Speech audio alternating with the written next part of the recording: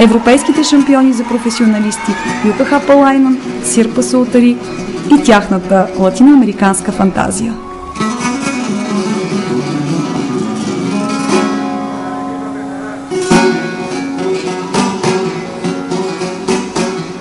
Характерът на Пасо Добле винаги е бил свързван с танца на тореадора.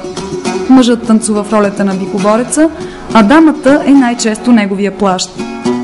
С развитието на съвременните латиноамерикански танци обаче, най-новото интерпретиране на сюжета на Пасо Добле е не толкова храбростта и мъжествеността на испанеца, колкото и преди всичко огнения му темперамент и любовен план.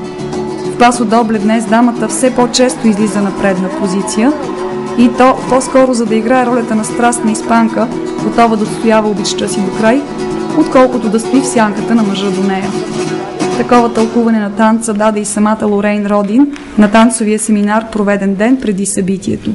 Според нея, днес Пасо Добле е много повече интерпретация на Кармен, отколкото танцов вариант на корида. Именно това тълкуване дадоха Юка и Сирпа с едно блестящо изпълнение.